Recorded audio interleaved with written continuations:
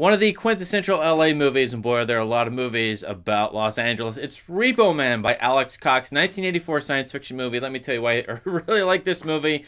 Maybe I shouldn't, but I really like it. Coming up next.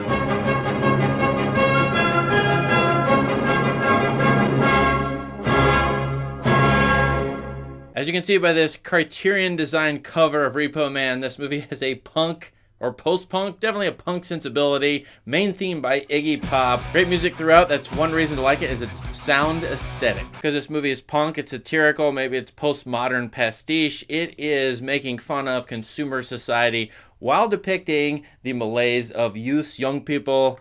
At least this character of Otto, played by Emilio Estevez, an 18-year-old male in LA circa 1984, depicting his malaise, his existential wondering, crisis of identity, all that, but in a goofy, fun, ridiculous, over-the-top, violent way. For sure, this movie influenced Quentin Tarantino and has one of those classic movie tropes, which is the glowing thing in the trunk. What is in the trunk of this car? In the opening scene, police officer opens the trunk, gets zapped, radiated, and dies.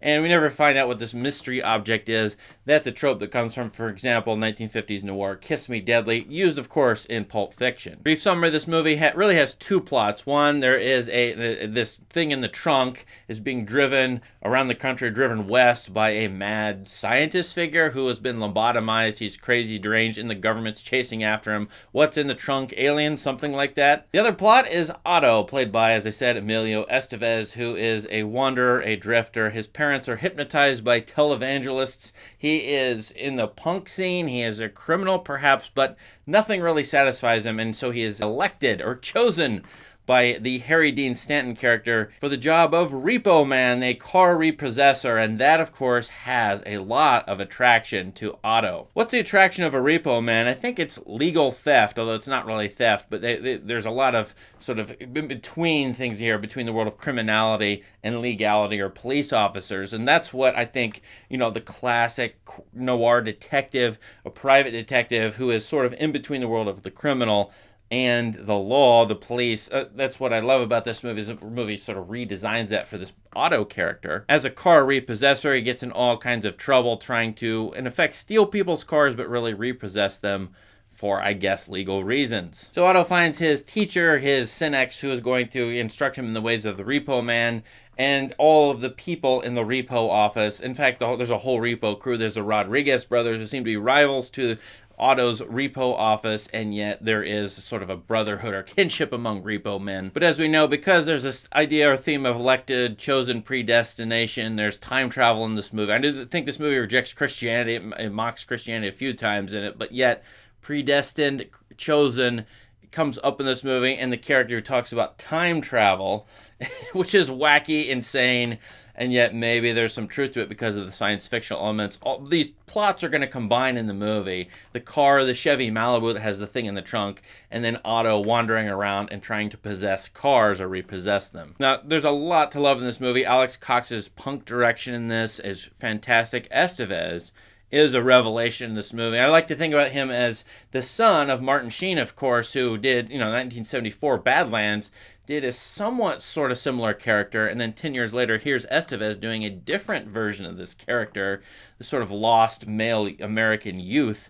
I'm not sure there's an overlap between Badlands and Repo Man, but yeah, I just throw that out there for you. And then I love what this movie is combining, as I said, detective fare with, I think, Close Encounters of the Third Kind. I think this movie is either responding to or attacking Close Encounters of the Third Kind, especially with the ending.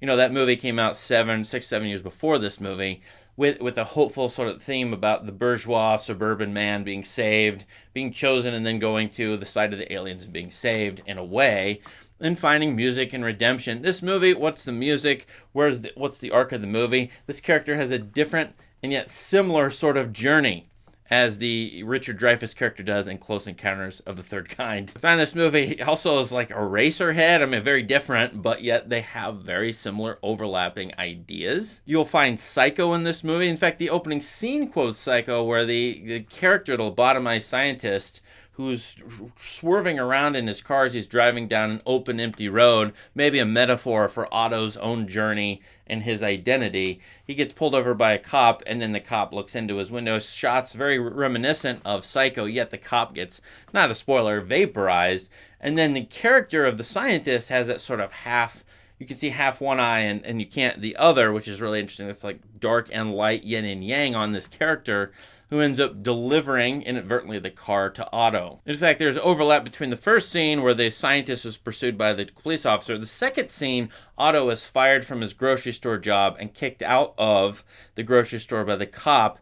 And you can see this sort of rebel youth figure overlapping with the scientist figure who's escaping some kind of government science project with, a device of some kind or some kind of artifact.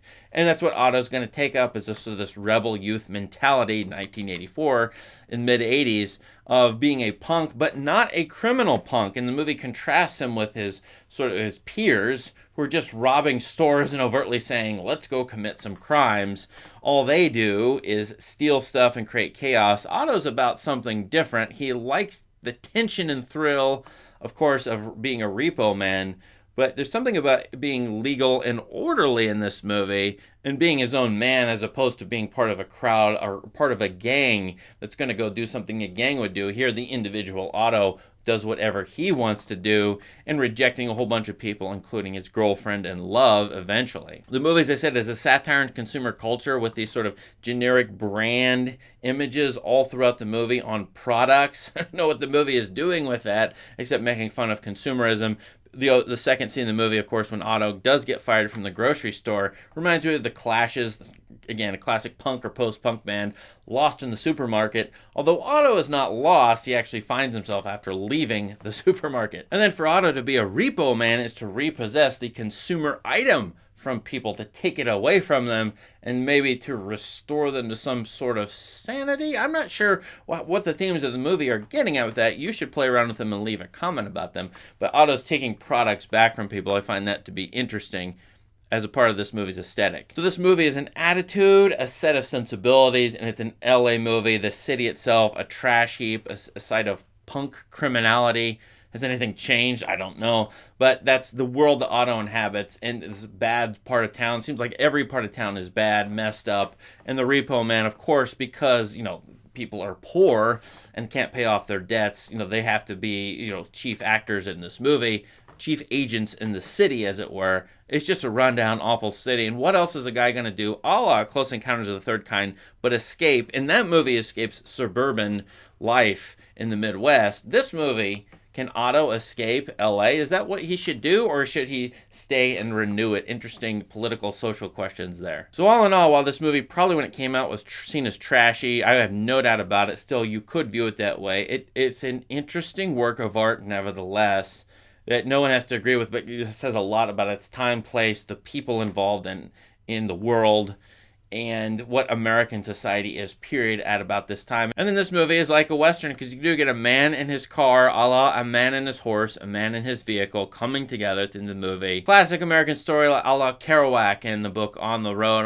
in a lot of youth films in which youths in their cars are like, that's the pair. That's the thing that makes society live or gives people an identity, and that is sort of the case here in this movie. So I really like Repo Man as a science fiction movie. What do you think of this movie? Let us know in the comments, and please subscribe to this channel for more great content. Thank you. Have a great day.